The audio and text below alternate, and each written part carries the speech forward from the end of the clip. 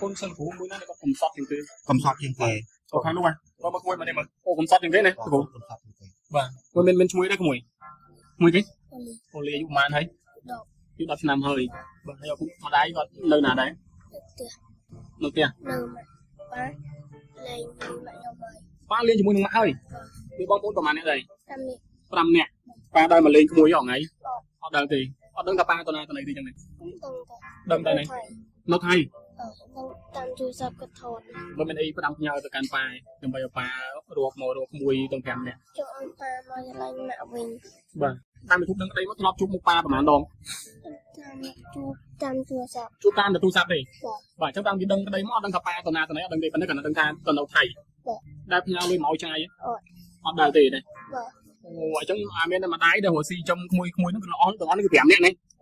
บ้าให้มาเธอไกลกี่บ้าตามไปที่หนู ដើររោងដើរស៊ូស៊ូតាម โอ้ได้จะสนุกตามร่างกายจม ធ្វើមកហូបធ្វើអីចឹង บ้า ទៅ จมมาขโมยตัวร้อนนี่คือแถมเนี่ยนี่กูเมาปีนุ่มปิ้งกูก็จีน่าซาปอมแบบเนี่ยมันโซจีทูเทียนะได้กูจูนนะขโมยคือจำนวนมันเนี่ยเอา5,000 ก้อนดีเลยนะ អត់គួរមួយចឹងឯងអើយ บ้าเฮ้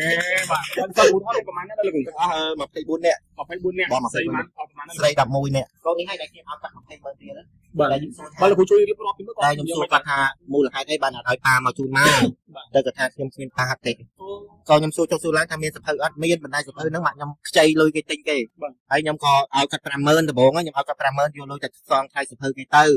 ហើយក្រោយមកទៀតក៏ខ្ញុំអាណិតគាត់ខ្ញុំជូនគាត់20ម៉ឺនទៀតសម្រាប់ជីវភាពរងថ្ងៃដែលគាត់ត្រូវមករៀនហ្នឹងណាហ្នឹងហើយគាត់ថាគាត់ក៏ព្រាឪពុកទេម្ដាយគាត់ស៊ីឈ្នួលធ្វើមកតាមរោងការគេខ្លះក៏ព្រាឪពុកខ្លះក៏ព្រាម្ដាយទៅ បាទគឺច្រើនសន្តិគុណក៏ព្រីឡើងលោកណា នេះក៏ព្រាឪពុកស្លាប់ដោយគ្រឿងបេះដូងបងម្នាក់នោះឪពុកស្លាប់ដោយពោះចាប់ បាទហើយធំបំផុតអាយុប្រហែលដែរ ធំបំផុត13ឆ្នាំអាយុ13ឆ្នាំទូបំផុត8ឆ្នាំ 8ឆ្នាំ3ឆ្នាំវិញក្មួយខាងលើនេះបាទហើយឡើងព្យូតមកគេសពបកាយថាសពបកាយ សិស្សបកាយក្រំដល់ដែរ គឺអានពូសាច់ ស្រាប់ទេគាត់ ការសម្អាតថ្នាក់រៀនជាភារកិច្ចរបស់យើងទាំងអស់គ្នា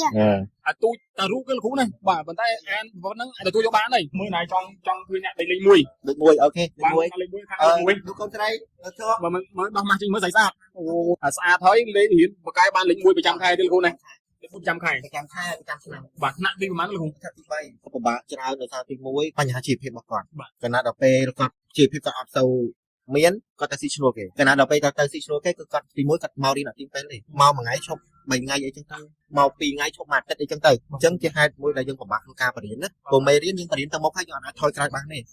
បាទអញ្ចឹងហើយគាត់ចាប់អត់ទៅបាន បាទមួយគឺខាងនោះផងបរៀនអត់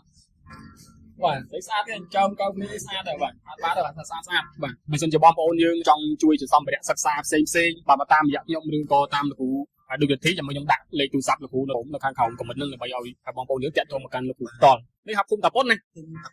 តាប៉ុនស្រុកសង្កែខេត្តបាត់សង្កែខេត្តបាត់ដំបងប្រិមិត្ត ទឹកជើងសិនម៉ៃជាផលិតផលកូរ៉េសុទ្ធ 100% ជួយទៅដល់បងប្អូនដែលមានបញ្ហាសុខភាពដូចជាកម្លាំងចុះខ្សោយកេងពុំសូវលក់ចុះក្រូយតាមសន្លាក់ចឹងឧស្សាហ៍ឈឺក្បាលវិលមុខគ្រុនកុសខ្យល់ញឹកញាប់ពិបាកបត់ជើងនិងបញ្ហាសុខភាពជាច្រើនទៀតជីវទឹកជើងសិនម៉ៃថ្ងៃនេះក៏ដូចជាចូលជាតំណាងលក់អាចទំនាក់ទំនងតាមរយៈ Page និង Telegram នៅខាងក្រោមនេះ បាទជំរាបសួរពុកម៉ែបងប្អូនបាទអញ្ចឹងនៅក្នុងថ្ងៃនេះគឺមកលេងជាមួយនឹងលោកគ្រូដូចវិធីបាទជាលើកទី2ហើយបាទយកកាលមុនខ្ញុំធ្លាប់មកម្ដងប៉ុន្តែមកធ្វើកិច្ចសភាពីជីវប្រវត្តិខ្លះរបស់លោកគ្រូមកប៉ុន្តែនៅក្នុងថ្ងៃនេះមាន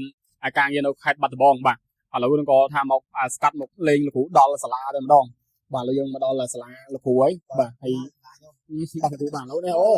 បើរៀនសិលគ្រូហ៎ បាទគង់តែបរិយាបាទ សំណប់ចិត្តគ្រូហ៎ សំណប់ចិត្ត សិស្សបកាយថាសិស្សបកាយ សិស្សបកាយក្រំដល់ដែរអាចថាមុំអាចថារៀនចាញ់គាត់ដែរ អូបាទឥឡូវមួយអានពូសាច់ ស្រាប់ទេគាត់ ការសម្អាតថ្នាក់រៀនជា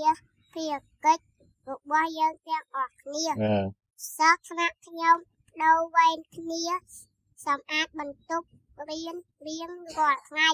ទឹកនេះដូវដល់វែងក្រុមខ្ញុំ មកគាត់ខាង សម្អាតបន្ទប់រៀន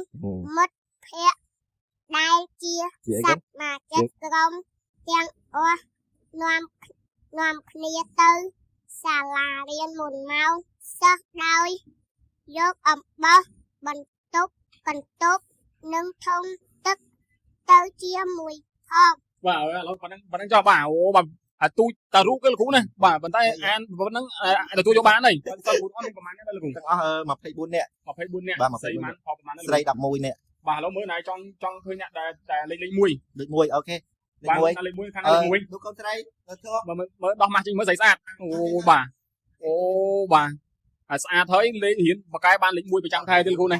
លេខ1ប្រចាំខែ ប្រចាំខែប្រចាំឆ្នាំ បាទថ្នាក់ទីប្រហែលលោកគ្រូ ថ្នាក់ទី3 ថ្នាក់ទី3លោកគ្រូណាបាទយុម៉ាននេះក្មួយ 9 យុ9ឆ្នាំបាទ មកសិនទៅនិយាយមក មានឈ្មោះដែរក្មួយឈ្មោះពាក់ត្រា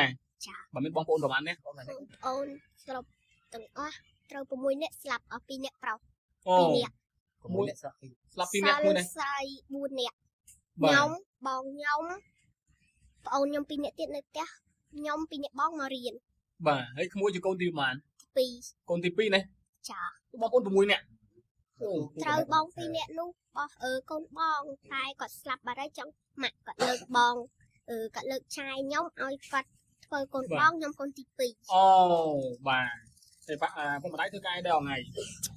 ម៉ាក់ខ្ញុំកសិករប៉ាខ្ញុំក៏កសិករ អូបាទ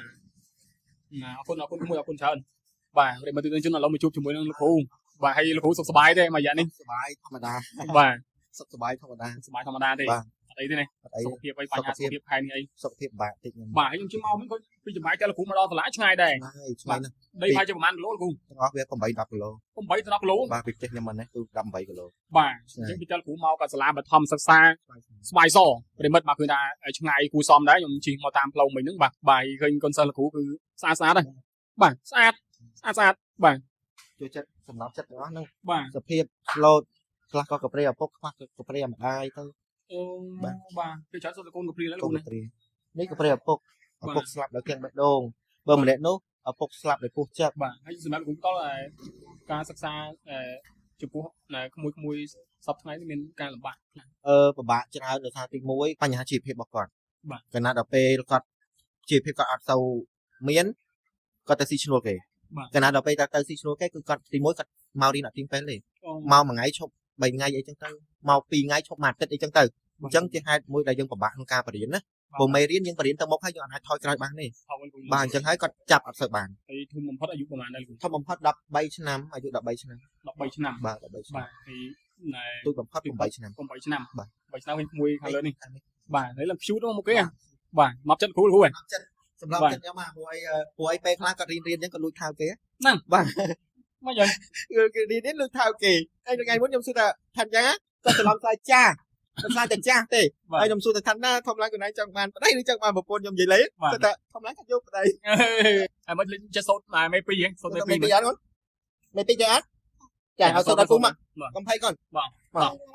ពីពីដង4ពី3ដង5 6ពី4ដង7ហើយពី5ដង10ពី6ដង12ពី2ដង14ពី8ដង16ពី9ដង18ពី10ដង20 អូយបាទមិនបានទេបាទបានតែក្មួយបាទកំភៃអត់អីទេបាទប្រិមត្តទស្សនិកជនបាទអញ្ចឹងនៅក្នុងថ្ងៃនេះខ្ញុំមកបាត់ដំបងហើយក៏ឆ្លៀតចូលមកលេងជាមួយនឹងលោកគ្រូដូចកធីបាទក៏ចូលមកធ្វើការសួរសុខទុក្ខនិងជួបជាមួយនឹងកូនសិស្សបាទកូនសិស្សរបស់លោកគ្រូក្មេងៗបាទដែលលោកគ្រូបានបង្រៀនបាទផ្ដល់ដំបូន្មានយ៉ាងល្អហើយឃើញថាចេះបាទស្លាប់បាទខំប្រឹងរៀនទៀតណាមួយណាបាទហើយឆ្នាំខែនេះបានលេខប៉ុន្មាន ខែនេះអត់តនេះព្រោះយើងដល់តែចុងខែបានយើងប្រកាស អូដល់ចុងខែលោកគ្រូចុងខែមុននោះបាន ខែមុនអត់ទេព្រោះយើងខែមុនយើងអត់ធ្វើបញ្ជីកន្ទុទេយើងចាប់ដើមធ្វើពីខែ12ទៅព្រោះខែ11គឺជាពេលវេលាដែលយើងប្រមូលសិស្សអញ្ចឹងសិស្សមកអត់ទៅបានគ្រប់ទេអញ្ចឹងយើងអត់អាចធ្វើបញ្ជីកន្ទុបានទេអញ្ចឹងចាប់ពីខែ12នេះទៅបានយើងធ្វើ បាទឥឡូវពូមកពីភ្នំពេញបាទពូក៏ជាអ្នកសារព័ត៌មានម្នាក់បាទក៏វាមិនសូវជាធូរធារអីណាស់ណាដែរប៉ុន្តែពូជូនក្មួយគឺចំនួនម្នាក់5000រៀលណា អរគុណពូមួយទឹកឯងមួយ បាទបាទលើបាទពូជូនម្នាក់5000បាទអាពូមិនមែនជាអ្នកមានអីមិនមែនជាអុកញ៉ាយទេណាបាទ ពូខ្ញុំអរគុណ បាទអត់អីក្មួយហ្នឹងហើយខំរៀនបាទហើយចាំមើលជើងក្រោយបើសិនជាពូបានមកហើយជាពូអាចនឹងមានកដោអីណែហើយសម្ភារៈការសិក្សាអីផ្សេងបាទដើម្បីមកយកមកជូនដោយសារតែពូមកនេះគឺពូអត់មានកម្រងទេតែមានកម្រងទេមកការងារដែរបាទ លោកទេផនគាត់ខលមកខ្ញុំស្មានមានបញ្ហាអីតើបើថាលោកគ្រូនៅបាត់ដំបងអត់ខ្ញុំឈៀងចូលបាត់ដំបងមកលេងខ្ញុំភាំងដែរហើយបើថាមកបំពេញការងារហើយខ្ញុំមិនដឹងថាបងឯងមកដល់សាលាទេខ្ញុំនិយាយមែន បាទ ភ្ញាក់ផ្អើលមែនទេហ្នឹងមកដល់សាលា សប្បាយមកគ្រូហ្នឹង បាទ បាទហើយមើលអី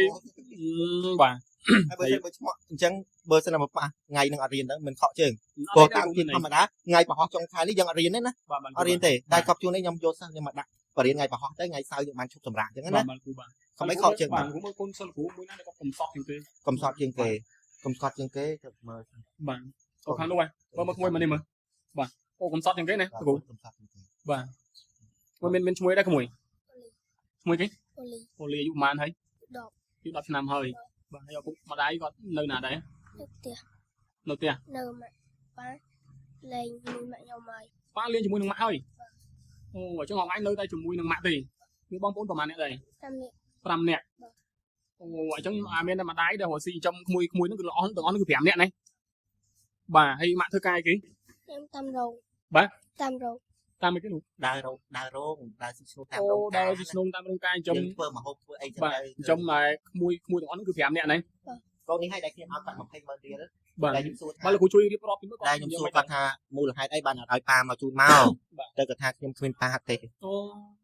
អញ្ចឹងក៏ខ្ញុំសួរចុះសួរឡើងថាមានសភៅអត់មានបណ្ដាយសភៅហ្នឹងម៉ាក់ខ្ញុំខ្ចីលុយគេទិញគេ បាទ ហើយខ្ញុំក៏ឲ្យគាត់50000ដំបូងខ្ញុំឲ្យគាត់50000យកលុយតែសងថ្លៃសភៅគេទៅ បាទគ្រូបាទ ហើយក្រោយមកទៀតក៏ខ្ញុំអាណិតគាត់ក៏ខ្ញុំជូនគាត់200,000ទៀតសម្រាប់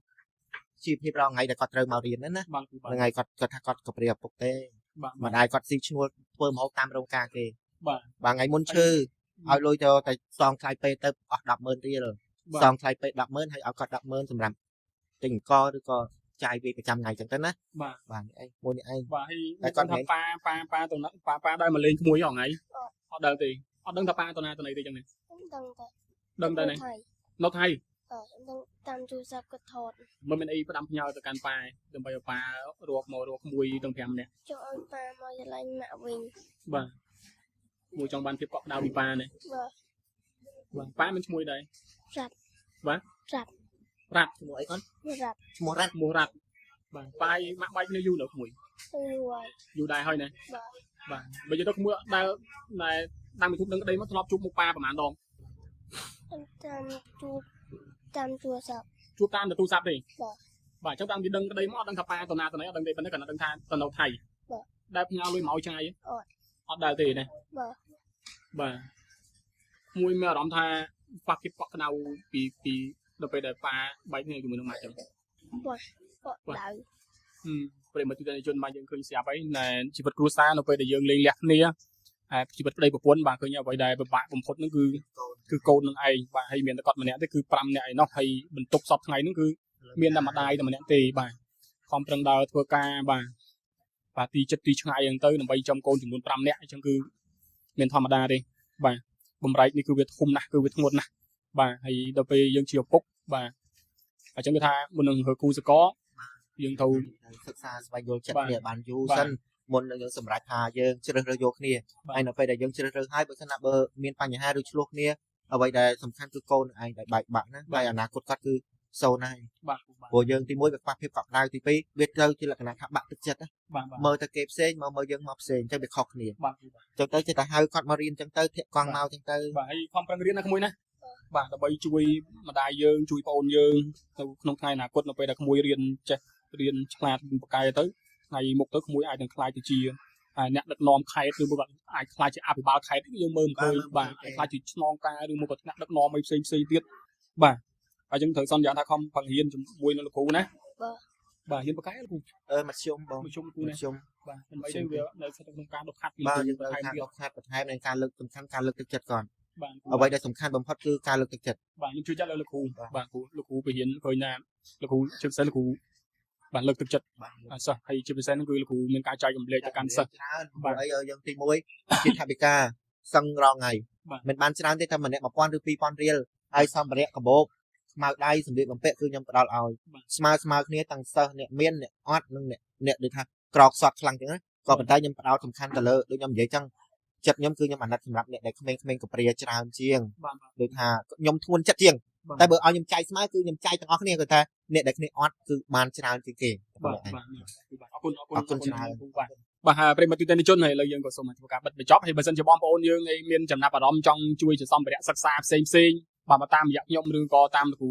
ដូចវិធីចាំខ្ញុំដាក់លេខទូរស័ព្ទលោកគ្រូនៅតាមនៅខាងក្រោមខមមិនហ្នឹងដើម្បីឲ្យបងប្អូនយើងតាក់ទងមកកាន់លោកគ្រូផ្ទាល់បាទឬមកក៏តាក់ទងមកកាន់ខ្ញុំមកផ្ទាល់មកក៏បានដែរ bài khơi nè bà sợ cú bà chúng này xảy ra đây này bà thùng lắng là xảy ra đây bà con bằng nghiến này mũi này bà con bằng nghiến này bà mũi khăn lu con bằng nghiến nó bà xảy ra cái chôm cao này xa đây bà ba đây bà xa bà sao tôi xảy ra đây thùng lắng bà con này bà tập bong luôn đấy bà đấy học khung tập pon này khung tập pon bà bà nhầm chi mà tam lấy khơi លត់ទេប៉ុននេះណា ឃុំតាប៉ុនស្រុកសង្កែខេត្តបាត់ដំបងប្រិមិត្តបាទឥឡូវខ្ញុំមកដល់ភូមិបាទរបស់ខ្ញុំអីបាទប្រិមិត្តអរគុណណាស់ប្រិមិត្តជនជនហើយបាទពូជូនម្នាក់ 5,000 ណាយកអត់យក